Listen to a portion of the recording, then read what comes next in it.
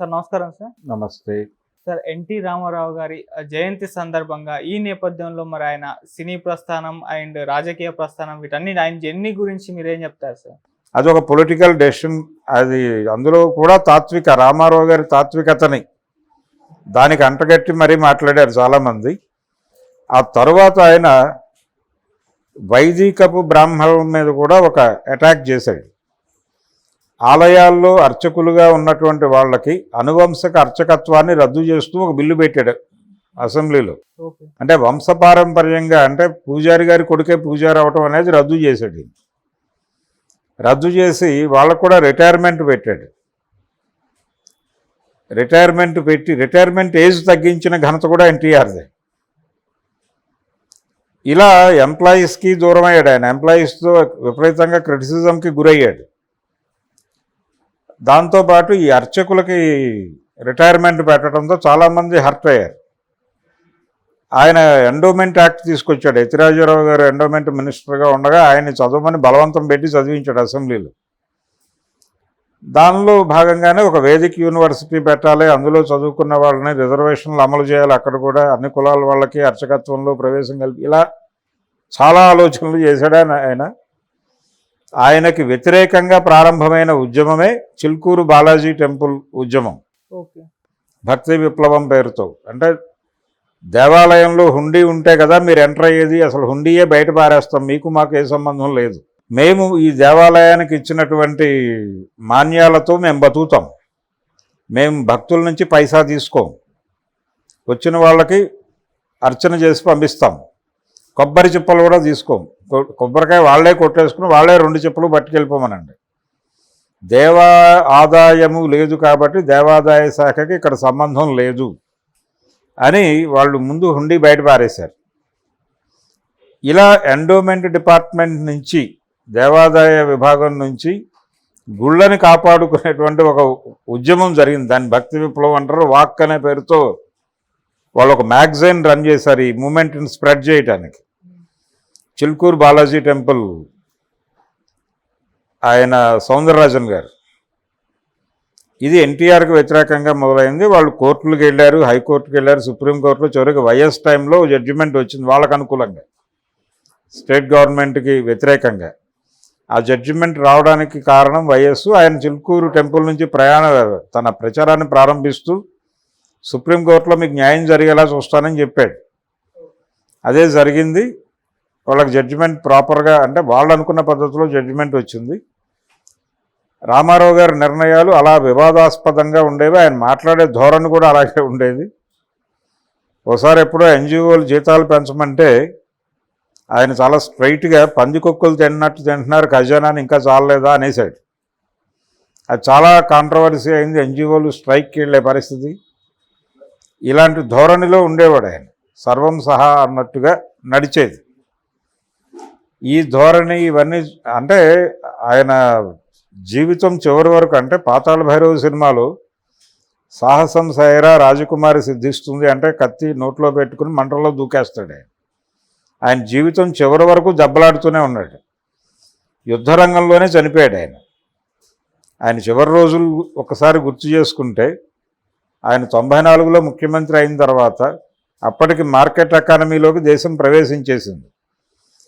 Market ఎకానమీకి అనుగుణంగా ప్రభుత్వాన్ని ఎట్లా నడపాలో ఆయనకు అర్థం కాక ఒక వైరుధ్యాన్ని కొని తెచ్చుకున్నాడు ఆయన పెట్టుబడితో.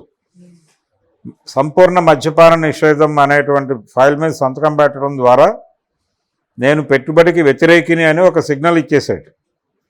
ఆ సిగ్నల్తో అప్పటికి రాష్ట్రంలో ప్రవేశించాలనుకున్నటువంటి పెట్టుబడి రాంగ్ మ్యాన్గా చూసింది. తన్ని చూసి ఎవరైనా గనక సాహసం చేసి తన్ని పక్కకి గెంటగలిగితే వాళ్ళకి సపోర్ట్ చేయాలనుకున్నారు.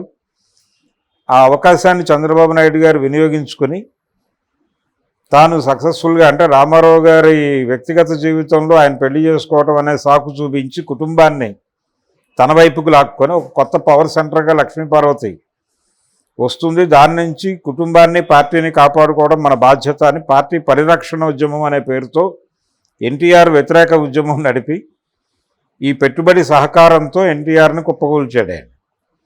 దాని నుంచి చంద్రబాబు నుంచి తిరిగి తన ప్రాభవాన్ని నిలబెట్టుకోవడానికి ఎన్టీఆర్ యుద్ధరంగంలో దూకాడు. ఆయన పెట్టిన సభలకు విశేషంగా జనాలు వచ్చారు. పార్లమెంట్ ఎన్నికలు జరగాల్సి ఉంది. అప్పుడు సింహం గుర్తుతో ఆయన పోటీకి సిద్ధమయ్యాడు. ఒకవేళ ఎన్నికల వరకు ఆయన బతుకుండి ఉంటే డెఫినెట్గా సక్సెస్ అయ్యేవాడు. కేంద్ర ప్రభుత్వంలో ఒక ప్రామినెంట్ రోల్లోకి వెళ్ళి ఉండేవాడు. అప్పుడు మళ్ళీ ఇక్కడ పరిస్థితి ఏంటనేది వీళ్ళ తాట తీసి ఉండేవాడు. ఇది జరగల. చంద్రబాబు అదృష్టం కొద్దీ ఆయన పార్లమెంట్ ఎన్నికల కంటే ముందే కన్ను మూశారు. ఆగస్టులో అంటే 8వ నెలలో జరిగింది. ఆయన వెన్నుపోటు జరిగిన 4 నెలలకే ఆయన మరణం జరిగింది. అలా యుద్ధరంగంలోనే చనిపోయాడు ఆయన. ఆయన ఎక్కడ బెడ్ రిడన్ అవటమో లేకపోతే పారిపోవటమో చేయలే. పాతాళ భైరవిలో తోటరాముడు క్యారెక్టరే యాజ్ ఇట్ ఈజ్ ఎన్టీఆర్. ఏ విషయాన్నైనా ఆయన ఫైట్ చేయటమే. ఆయన సెన్సార్తో చేసిన యుద్ధాలు ఉన్నాయి. ఆయన తాతమ్మ కళను సినిమా తీశాడు. దానిలో ఒక కాంట్రవర్షియల్ సీన్ పెట్టాడు. అంటే కుటుంబ నియంత్రణ చేసుకోవాలి అనేది ప్రభుత్వం ఇన్సిస్ట్ చేసిన టైం అది. 2 లేక 3 చాలని వినలేదా అని ఒక పాట ఉంటుంది కలెక్టర్ జానక్ సినిమాలో. ఆ సందర్భం దానిలో అసలు కుటుంబ నియంత్రణ ఆపరేషన్లు మనం ఎందుకు చేయించుకోవాలి అని చెప్పి ఒక అట్టడుగు ప్రజల నుంచి ఒక నిరసన ధ్వనిని వినిపింపజేస్తాడు ఎన్టీఆర్. చేసి ఈ దేశంలో సంపద అక్రమంగా పంపిణీ అయి ఉండటం వలన దరిద్రం ఉంది తప్ప జనాభా వల్ల కాదు. కానీ మీరు ఆ సంపదను వదులుకోవడానికి ఇష్టపడక దరిద్రానికి కారణం జనాభా అని పిల్లల్ని కనొద్దని మాకు చెప్తున్నారు. మీరేమో కోట్ల డబ్బులు వెనకేసుకుంటున్నారు. మమ్మల్ని ఏమో పిల్లల్ని కనొద్దంటున్నారు. ఇది కుదరదు. మేము పిల్లల్ని కంటాం, మా వాటా కోసం మేము దెబ్బలాడతాం అని ఒక ఆర్గ్యుమెంట్ పెట్టి ఒక సీన్ పెట్టాడే. అది సెన్సార్లో ఇరుక్కుని ఆ సినిమా 3 ఏళ్ళు అయిపోయింది. ఆయన ఏం పెద్ద ఫైనల్గా చివరికి ఆ 3 ఏళ్ళ ఫైట్ తర్వాత వదిలేశాడు ఆ సీన్. అది బయటకు వచ్చేసింది సినిమా. ఇప్పుడైతే యూట్యూబ్లో డిలీటెడ్ సీన్ అని చెప్పో సెన్సార్లో కట్ అయిపోయిన సీన్ అనో వచ్చేది. అయితే ఈ సన్నివేశాన్ని గురించి నరసరాజు గారు తన కాలమ్స్లో రాశాడు. ఇది కంటెంట్, దానిలో ఎందుకు వివాదం అయింది అనేది. అలాగే పుట్టపర్తి సాయిబాబా మీద కూడా ఆయనకు వ్యతిరేకత ఉండేది. ఆ వ్యతిరేకతతో ఆయన క్యారెక్టర్ని పెట్టి ఓ సినిమా తీశాడు. ఆయన కోడలు దిద్దిన కాపురం అని. ఆయన 200వ సినిమా అది. దాంట్లో సత్యనారాయణతో ఆ సత్యసాయిబాబాని పోలిన గెటప్ వేసి క్యారెక్టర్ పెట్టి సినిమా తీశాడు. అది కాంట్రవర్సీ అయింది. సెన్సార్ వాళ్ళు సర్టిఫికెట్ ఇవ్వనన్నారు. అది కోర్టుకు కమిటీ ముందుకు వెళ్లాల్సి వచ్చింది. ఈయన కమిటీ ముందుకు వెళ్ళినప్పుడు అది మాయల పక్కీరు విగ్గు పెట్టామండి మేము, సాయిబాబా అంటే ఏమిటి పోలిక ఆయనకి ఈ క్యారెక్టర్కి అని అడిగాడు. నరసరాజు గారితో కలిసి డిస్కస్ చేసిన తర్వాత స్టేట్మెంట్ ఇది. ఆయన చెప్పాడు, అంటే ఆయన జుట్టు సాయిబాబాని పోలి ఉంది కదా సార్, మీరు పెట్టిన క్యారెక్టర్ హెయిర్ స్టైల్ అంటే, లేదండి ఇది మాయల పక్కీరు విగ్గు, మాయల పక్కీరు విగ్గును వాడాము మేము, అది వాడటం తప్పని ఎక్కడా లేదు కదా, మేము సాయిబాబాని ఇమిటేట్ చేయలేదని ఏదో పద్ధతిలో ఆర్గ్యూ చేసి సర్టిఫికేట్ తెచ్చుకున్నాడు. సినిమా రిలీజ్ అయింది, కాంట్రవర్సీ అయింది అది. ఆ తర్వాత యమగోల్లో కూడా కాంగ్రెస్ మీద చాలా చురకలు ఉంటాయి, చెణుకులు ఉంటాయి. అందులో కూడా ఈ కుటుంబ నియంత్రణ వ్యవహారం మాట్లాడతాడు ఆయన. అంటే ఒక డాక్టర్ని బోన్లో నిలబెట్టి యమధర్మరాజు అడుగుతాడు, ఏంటి తను చేసిన నేరం అంటే చిత్రగుప్తుడు చెప్తాడు, పెళ్ళి అయిన వాళ్ళకి కాని వాళ్ళకి కూడా ఆపరేషన్లు చేశాడు పిల్లలు పుట్టకుండా అని. పోయి అనాచారి అంటాడు ఆయన. లేదండి నాకే సంబంధం లేదు, ఇన్ని ఆపరేషన్లు చేయకపోతే జీతాలు ఇవ్వనంది ప్రభుత్వం, నేనేం చేయగలను అంటాడు ఆయన. అంటే ఎవరు ఆ ప్రభుత్వం అంటాడు. ఈ లోపల ఎన్టీఆర్ ప్రాసిక్యూటర్ లాగా ఎంటర్ అయిపోయి, అబ్బాయి ప్రభుత్వానికి ఏం సంబంధం లేదండి, ఏ అధికారము లేని ఒక యువజన నాయకుడు ఉన్నాడు అక్కడ, అతని నిర్వాకం ఇదంతా అంటాడు సంజయ్ గాంధీని ఉద్దేశించి. ఇలాగే ఇంద్రుడి గురించి మాట్లాడుతూ, భూలోకంలో మా రాజకీయ నాయకులు నిన్ను ఆదర్శంగా తీసుకుని అమ్మాయిలను సరఫరా చేసి పదవులు పొందుతున్నారు అంటాడు. అంటే కాంగ్రెస్ పార్టీ మీద ఆ రోజుల్లో ఒక చిన్న సెక్స్ స్కాండల్ ఒకటి బయటకు వచ్చింది, దాన్ని టార్గెట్ చేస్తూ అక్కడ డైలాగులు నడుపుతాడు ఆయన. ప్రొడ్యూసర్ ఏమో వెంకటరత్నం గారు ఆ సినిమాకి, ఈయనేమో పొలిటికల్గా రెచ్చిపోయి స్క్రిప్ట్ అంటే సెట్లో డైలాగులు రాసేవాళ్ళు, రామారావు గారు నరసరాజు గారు కూర్చుని. ఇది భయం వేసేది వెంకటరత్నం గారికి. అది 35 lakhs అప్పటికి చాలా హైయెస్ట్ బడ్జెట్ సినిమా అది. ఇది సెన్సార్లో ఇరుక్కుంటే ఏమైపోతుంది తాతమ్మ కళ్ళలాగా, ఆయన కాబట్టి 3 ఏళ్ళు వెయిట్ చేశాడు, మనం వెయిట్ చేయలేం కదా అని ఒక ఆందోళనలో ఉండిపోయాడు ఆయన. ఫైనల్గా సినిమా సెన్సార్ అయ్యి రిలీజ్ అయ్యి, ఇక్కడ కాంగ్రెస్ గవర్నమెంట్ ఉంది, సినిమా రిలీజ్ అయ్యి హిట్ అయిన తర్వాత ఆయన కన్ను మూసుకున్నాడు హాయిగా, వెంకటరత్నం పల్లవి. అటువంటి ధోరణిలో అంటే ముందే కండిషన్ పెట్టాడు ఆ స్క్రిప్ట్కి ఆయన, రైటర్ సెట్లో ఉండవలను, అలా ఉంటేనే డేట్స్ ఇస్తాను, ఆ సినిమా చేస్తాను అని చెప్పాడు ఆయన. ఎందుకు రైటర్ని ఉండమన్నాడంటే ఇదే, ఈ మార్పుల కోసం. ఈ ధోరణిలో చేసిన ఆ సినిమా చాలా పెద్ద హిట్ అవ్వటం. నిజానికి 77 అనేది ఆయన జీవితంలో ఒక ల్యాండ్ మార్క్ ఇయర్. జనవరిలో దానవేరు సూరకర్ణ రిలీజ్ అయింది, 77 జనవరిలో. సమ్మర్లో అడవిరాముడు, అక్టోబర్లో యమగోళ. ఒకే సంవత్సరం 3 175 days సినిమాలు. దాంతో ఆయన ఎక్కడికో వెళ్ళిపోయాడు. ఆ ఇమేజ్ ఆయన స్ట్రైట్గా సీఎం అయిపోయి ఇండస్ట్రీ నుంచి వెళ్ళిపోయి, అలా ఆయన రాజకీయ జీవితము, సినిమా రంగము మొత్తం కూడా చాలా సక్సెస్ఫుల్.